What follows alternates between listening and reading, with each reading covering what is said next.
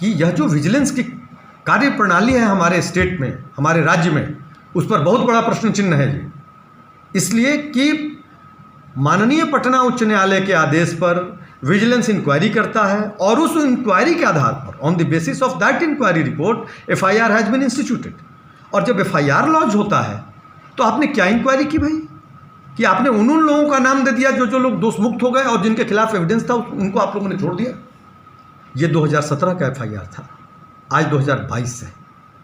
इस 5 साल जिस मानसिक प्रताड़ना का मैं शिकार रहा, तमाम तरह के जो लांछन लगते रहे मुझ पर, इसकी भरपाई कैसे होगी? जो कामोद प्रसाद यहाँ आए थे विजिलेंस के डीएसपी, उनको कुछ पीड़ा थी मुझसे, उन्होंने मेरा नाम दे दिया और विश्वविद्यालय प्रशासन के तत्कालीन लोग जो थे at the helm of affair, वो भी मिले हुए थे, मेरा नाम दे दिया गया था।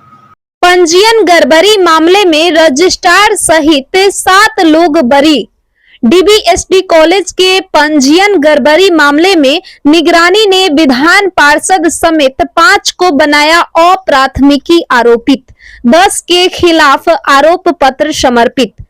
जयप्रकाश विश्वविद्यालय के संबंध कॉलेज देवराहा बाबा श्रीधर दास डिग्री महाविद्यालय कदना गरखा में सीट से अधिक नामांकन एवं पंजीयन में गड़बड़ी के मामले में नया मोड़ आ गया है।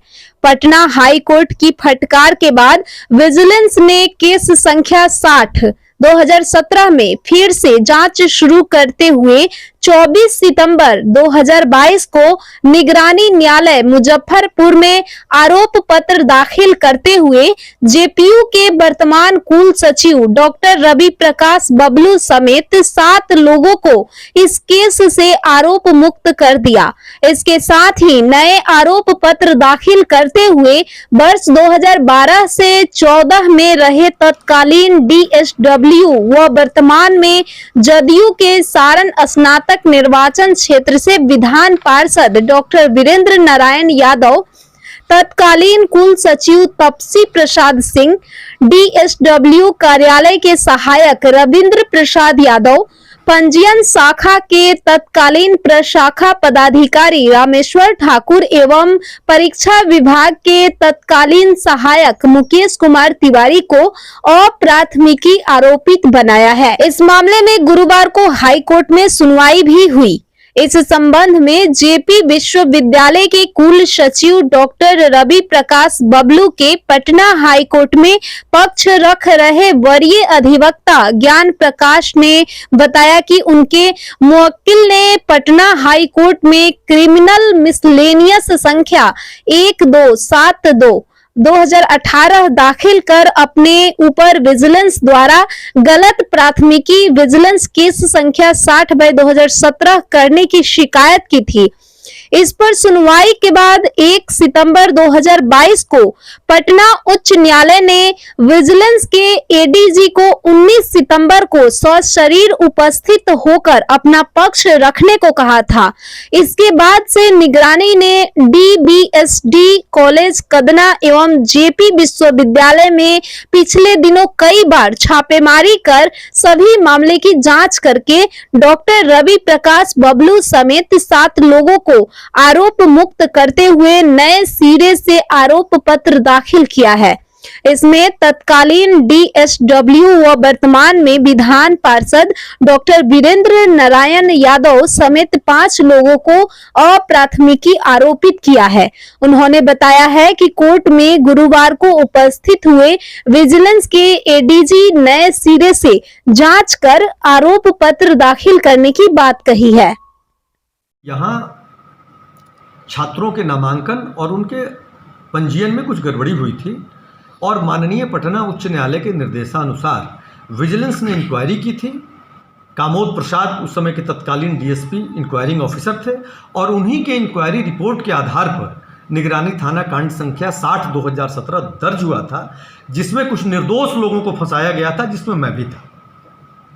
और जब मैंने माननीय पटना उच्च न्यायालय में क्रॉसिंग फाइल किया कि मेरा नाम गलत तरीके से एफआईआर में दे दिया गया, और जब 1 सितंबर 2022 को पटना उच्च न्यायालय में सुनवाई हुई और माननीय न्यायाधीश ने विजिलेंस के एडिशनल डायरेक्टर जनरल को कहा कि आप फिजिकली प्रेजेंट हो, आज ही डेट था, तो विजिलेंस के जांच में तेजी आ गई और तेजी आने के बाद यह हुआ कि 7 लोगों को, जो लोग निर्दोष थे, उनको बरी किया गया, उनके खिलाफ उनके पक्ष में फाइनल फॉर्म सबमिट किया गया।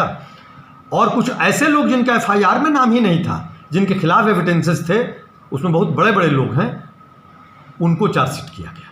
यही मामला है। 7 लोगों को दोष मुक्त किया गया, जिसमें मुझे भी दोष मुक्त किया गया। दोष मुक्त इन द सेंस कि विजिलेंस ने अनुसंधान पूरा करते हुए फाइनल फॉर्म सबमिट कर दिया, और जो रियल कल्प्रिट्स हैं उसमें मैं अपने मुंह से उन लोगों का नाम नहीं लेना चाहता हूं, उन पर चार्जशीट सबमिट किया गया विजिलेंस द्वारा, विजिलेंस कोर्ट मुजफ्फरपुर में। और आज इन सारे बातों की जानकारी माननीय पटना उच्च न्यायालय में दी गई। जब हमारे वहाँ माननीय एडिशनल डायरेक्टर जनरल विजिलेंस मौजूद थे, उन्होंने कहा कि हमने अनुसंधान पूरा कर दिया है और ये अनुसंधान अब बंद हो गया। लेकिन सबसे बड़ी बात यह है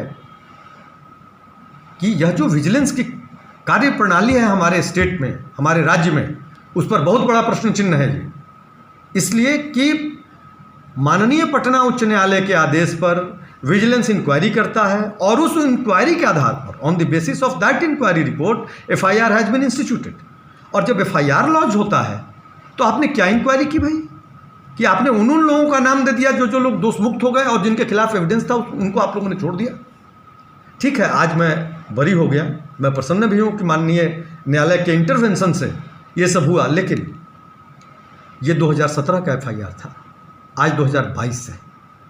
इस 5 साल जिस मानसिक प्रताड़ना का मैं शिकार रहा, तमाम तरह के जो लांछन लगते रहे मुझ पर, इसकी भरपाई कैसे होगी? क्या इसका भरपाई विजिलेंस कर पाएगा? तो मैं और कुछ नहीं कहना चाह रहा हूँ कि विरुद्ध हो, निष्पक्ष हो, एविडेंस बेस्ड हो, राग द्वेष से रहित होकर हो, और जो भी दोषी हो उनको दंडित किया जाए, लेकिन निर्दोष लोगों को नहीं फंसाया जाए। हमारा जो लॉ ऑफ जो इनोसेंस ऑफ प्रिजम्पशन है इंडियन जूरिस्प्रूडेंस या किसी भी जूरिस्प्रूडेंस का, वो यही कहता है कि अनेकों दोषी बच जाएं, किसी निर्दोष को नहीं फंसना चाहिए। तो कम से कम जब विजिलेंस के लोग आते हैं, जांच करते हैं, तो इन सब चीज़ों का ख्याल रखना चाहिए। बस यही कहना है। और आज माननीय पटना उच्च न्यायालय के हस्तक्षेप से दूध का दूध, पानी का पानी हुआ, और मुझे प्रसन्नता है कि मुझे विजिलेंस ने दोष मुक्त किया। आगे की खबर देखने के लिए अगर आपने मेरे चैनल को अभी तक सब्सक्राइब नहीं किया है तो कृपया कर ले, और वीडियो अच्छा लगने पर इसे लाइक और शेयर जरूर करें।